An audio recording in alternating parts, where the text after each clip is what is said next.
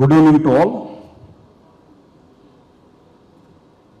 all dignitaries, industry leaders, friends from media, all other distinguished guests. It gives me immense pleasure to be here. For today we are celebrating India's growing clout in the global energy landscape. Today we will talk about the clean energy sector and felicitate those who helped us to move closer towards our vision. Incidentally, this event from the Economic Times has come right after MNRE's Global RE Invest 2024, which was organized last week in Gandhinagar. And let me tell you that just before coming here, I chaired the review meeting regarding the outcome of the RE Invest 2024. This was the fourth edition of the RE Invest and has been the largest, most successful event ever. I think this is also fourth edition, I believe. The message from the historic deliberation was loud and clear. It is India's time as the global engine of the growth when it comes to the clean energy sector and its potential to drive the economic growth, prosperity and development. Even Prime Minister Modi ji said, "Yahi samay hai, sahi samay hai," to highlight the India's readiness for the clean energy transition. The resounding success of the RE Invest 2024 and the strengthening of the India's position as the star performance on renewable energy is reflected in the fact that we received investment commitments worth over rupees 32 lakh crore. That is 386 billion from the widespread spectrum of investors. States have committed additional 540 gigawatt capacity to India's renewable energy kitty, 340 gigawatt in solar modules, 240 gigawatt of solar cells, 22 gigawatt in wind turbines and 10 gigawatt in electrolyzers were also pledged. RE Invest was an exhibition of India's growing RE sector. As a global leader in renewable energy, India now ranks fourth in the world for the installed capacity. We have installed 208 gigawatt non-fossil fuel capacity, which is 44% of our total capacity. And with the today being the 10th anniversary of the Make in India initiative, I am proud to inform you that renewable energy sector has contributed immensely to the success of Make in India program. Supporting and incentivizing the domestic manufacturing in RE sector is a key priority of the government led by Prime Minister Shri Modi ji. We have taken several steps for promoting the domestic manufacturing of RE equipment, including solar PV models, cells, ingots, wafers, wind turbines, electrolyzers, etc. From PLI to VGF, we are extending all possible help to the industry. The RE sector is supporting Make in India initiative with a financial incentives of manufacturing of electrolyzers worth 17,940 crores under the SITE scheme. Even this year's union budget, we exempted the custom duties on 25 critical minerals for the sector like nuclear energy, renewable energy, space, defense, telecommunication, and high-tech electronics.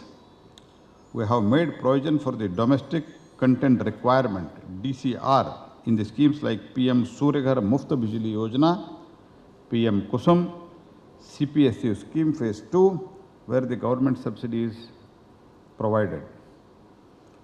I want to emphasize that solar manufacturing is one of the major focus areas of our government, and we are committed to establish India as a major global player in complete value chain of the solar manufacturing.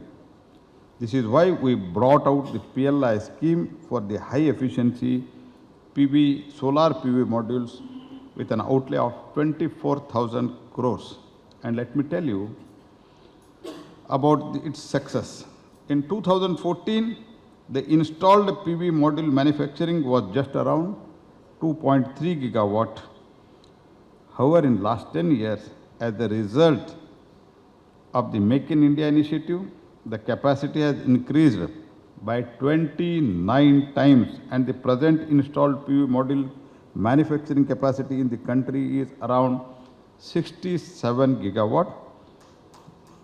This is sufficient not only to meet the domestic demand, but also catering to the exports. Friends,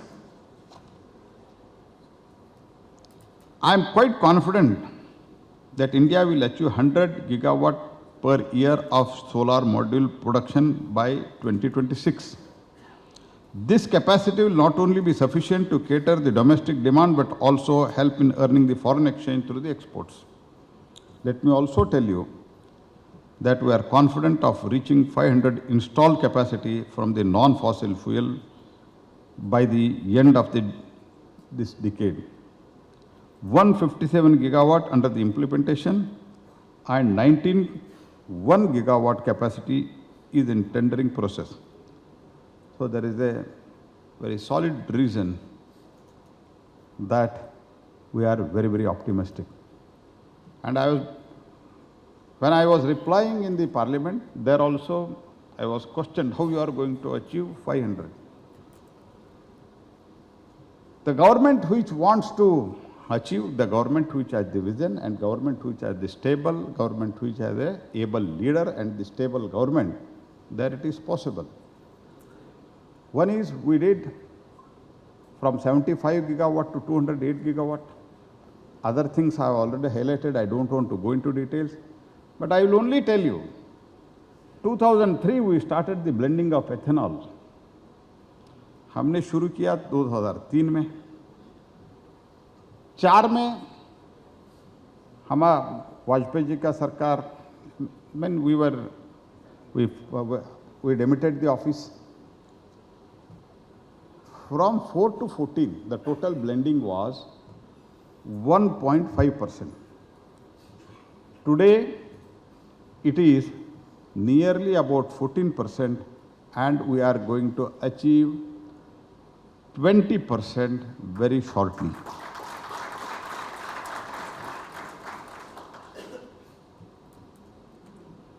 At that time, 1 lakh liter was the total capacity all put together.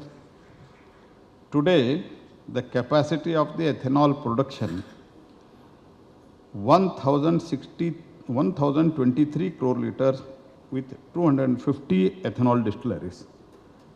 इसके कारण हमारे farmers को भी, कृषक को भी, किसान को भी आज almost, especially in the sugar cane, if you look at it, 96% of the payment has been done almost in time, 96%.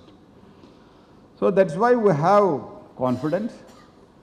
ठीक है, इसमें तो थोड़ा ज़्यादा हमको प्रयास करना पड़ेगा, परिश्रम करना पड़ेगा, बट मोदी जी के मार्गदर्शन में 500 gigawatt हम अचीव करेंगे.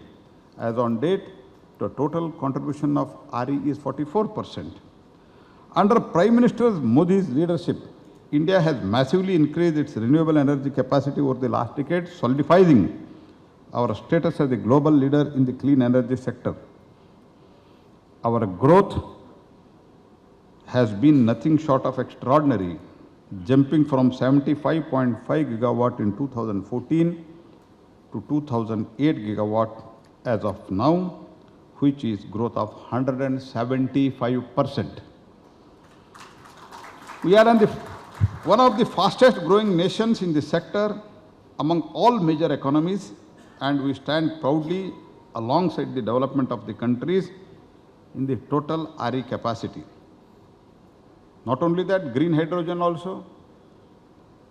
When the developed countries, may it be vaccine or may it be the green hydrogen, जब भी वो सोच के करके 20 साल, 25 साल, 30 साल के बाद हमारा देश सोचना शुरू करते थे, आज डेवलप्ड कंट्री के साथ हम भी हमारा ग्रीन हाइड्रोजन का स्कीम शुरू करके हम अलॉटमेंट भी कर दिया है. 4,12,000 metric ton is already allocated है, and within that allocation 50% of that green hydrogen has already been booked for the export.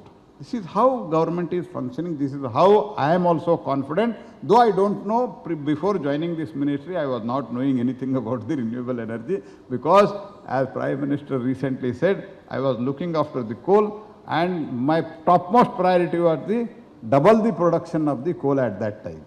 But today I am so confident in 3 months, हमने आपसे ही लोगों से ही जो इधर एनर्जी एक्सपर्ट्स बैठे हुए हैं, इंडस्ट्री लीडर्स बैठे हुए हैं, आप लोगों से बातचीत करके मुझे पूरा विश्वास है, और आगे भी हम सब लोगों से बातचीत करके इसमें जो कुछ भी बॉटलनेक्स है वो बॉटलनेक्स हम पूरा स्टेट गवर्नमेंट से भी बात करेंगे, बैंक से भी हम बात कर रहे हैं.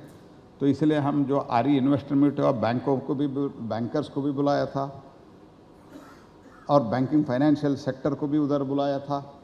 स्टेट्स के मुख्यमंत्री 7-8 मुख्यमंत्री आए थे. मुख्यमंत्री के अलावा 14-15 energy minister of the state आए थे. तो all calling all this people intention was, तो कई बार ये होता है हम तो पॉलिसी इधर से बेचते हैं, लेकिन वो लोग स्टेट गवर्नमेंट कभी कभार जितना थ्रस्ट से काम करना चाहिए, अर्ज से काम करना चाहिए, वो नहीं होता है. इसलिए हम सब लोगों को एक ही जगह लाके सबसे हमने जो इंडस्ट्री है, लीडर्स है, उनसे भी कमिटमेंट लिया, स्टेट गवर्नमेंट से भी लिया, बैंकर्स और इंटरनेशनल बैंकर से भी हमने कमिटमेंट लेके इसको एक कोऑर्डिनेटेड एफर्ट करने का सोचा है. और हमने कम से कम घंटा 2 घंटा तक सभी सीईओ के साथ मैं स्वयं बैठा था. उनका जो कुछ भी प्रॉब्लम है we are already starting addressing it. I am quite sure, and I am also assuring you, committing you, whatever the problems you have raised, that will be addressed at the highest level, which are genuine concern. जो win-win situation के लिए वो concern मैं जरूर address करूँगा, लेकिन हम सबको मिलके हमको 500 gigawatt achieve करना है. With that confidence we should move ahead.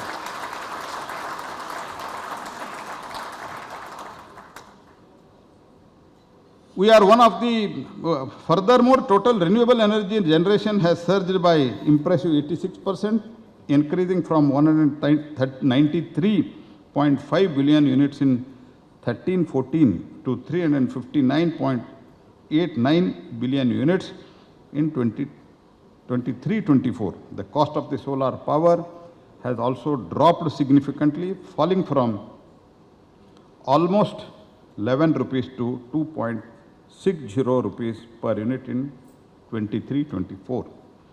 In coming days, we are set to complete 4 lakh installation under PM Surya Ghar Muft Bijli Yojana. The scheme is a very successful intervention, and the progress so far has been very, very encouraging. The expected benefits are huge. Household could save approximately 15,000 in a year by using the free solar energy and selling surplus energy back to DISCOMs.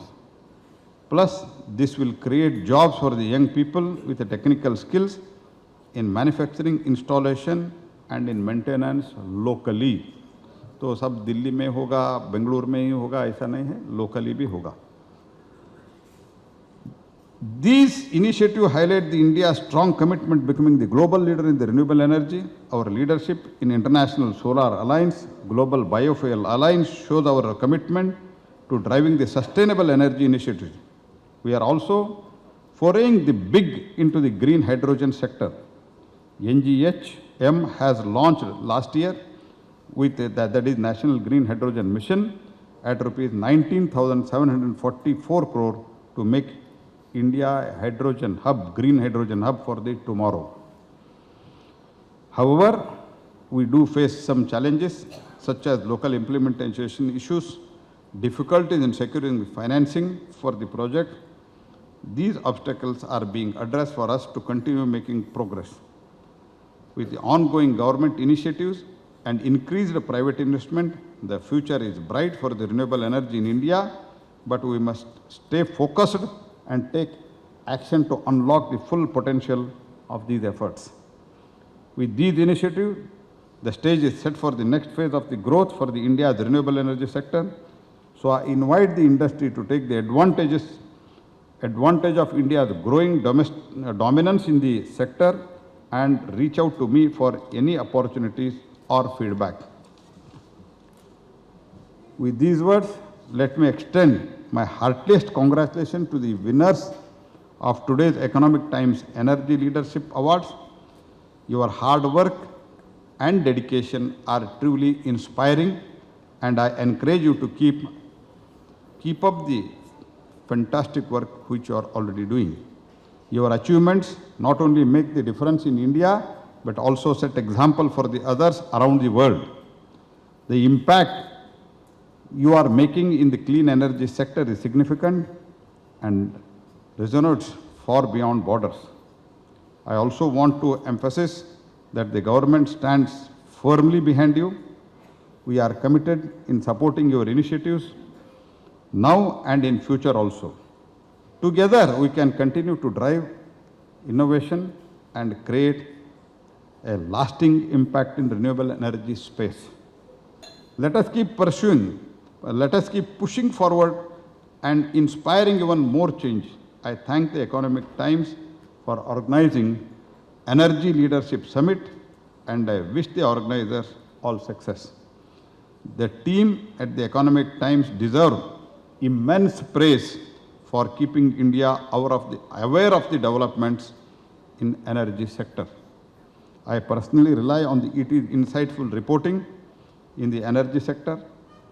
Platforms like these further dialogues that play a pivotal role in shaping the nation's understanding the energy challenges and opportunities. I once again congratulate the organizers on driving the crucial conservations and contributing to the India's energy transition and India's energy need. With these words, once again, I congratulate you all and I thank ET and the entire team. Thank you, Dhanyavad, Jai Hind, all the very best.